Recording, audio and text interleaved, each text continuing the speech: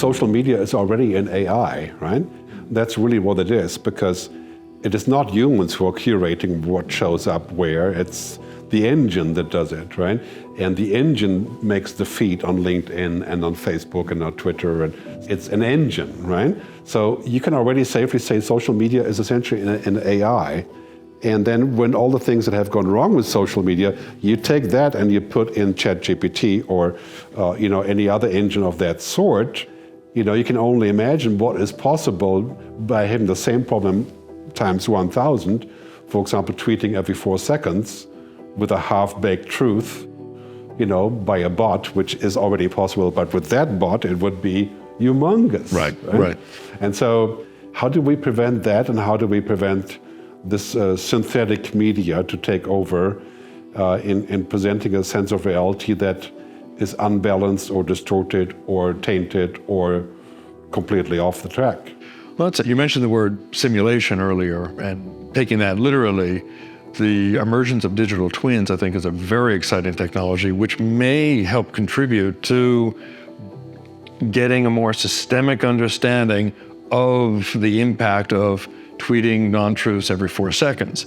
So being able to simulate that in a digital environment that is a high fidelity environment like digital twin models existing today, using technologies like from the gaming world, Unreal Engine, for example, and you're seeing that even in Matrix 4, putting aside the quality of the film and the storytelling.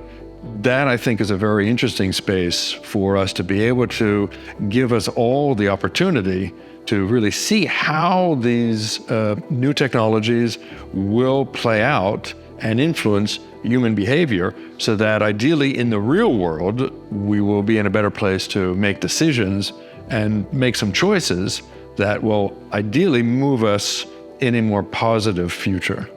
I think it's safe to say that it's both very exciting and very terrifying, unlike the other technologies that happened before, like cloud computing, the mobile or metaverse or so, which are not of the same magnitude, but dealing with intelligence, right?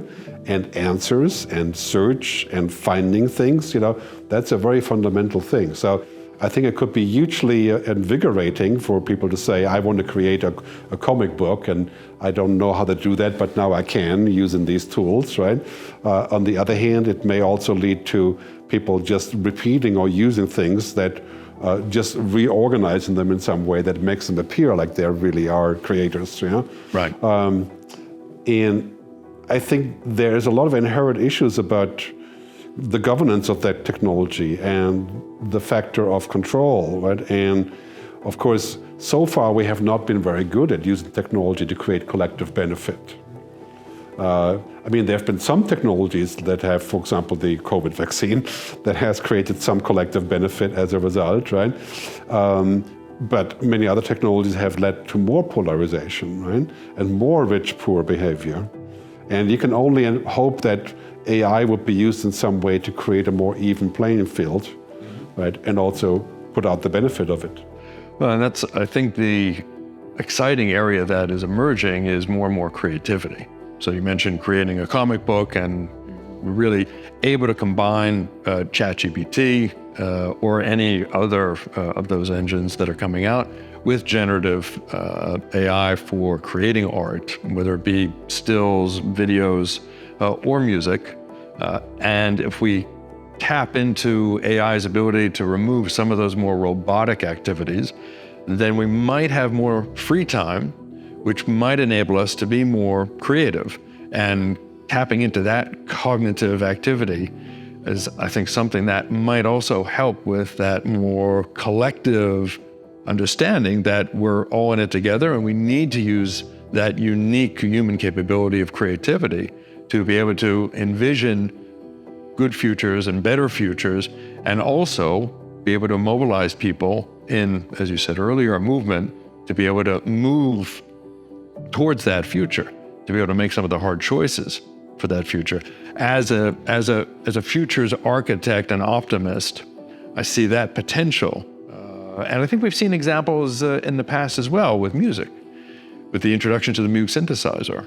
I mean, the Moog synthesizer, when it came in, you're a little bit older than I am, and obviously from the music business, there was certainly some concern about that replacing the ability of traditional music, traditional musicians. You mentioned the word architect, right? I think this is a very important definition, because an architect wouldn't just build a house that is, 100-meter glass stairs across a canyon or so without necessarily having the context of what it does. What does it look like? Is it good for the environment? Is it feasible? Will it crash? Is it safe? And all of those issues. And we're currently in that place to where we're building this 100-meter bridge in AI without a lot of consideration about, if it fits in the landscape or if people can safely cross it. And that is also, I think, this is one of the biggest difference in technology, that artificial intelligence is geared up to pretty much revolutionize almost every business, much like the internet itself. And that has a lot of people sort of letting everything else fall by the wayside, And that is something that I think we need to look at to see, it's like, can that solve, for example, sustainability or climate change problems? Yes, it can, because we can use all the data to build smart things, right? But does it mean that all the data of all of us will always be available and monitored, right? So that's the flip side of it. So how do we balance that? And do we leave that to Microsoft, Google, Baidu, right, alone? I think that's probably not a good idea, even though they may be well-meaning. I think they are for the most part. Most companies are not bad-meaning. But you can see what happened with Facebook, with a good-meaning principle turning into a monster. And Mark isn't meaning to be a monster, or Mark isn't meaning Facebook to be a monster or Meta, but it is, right? Right.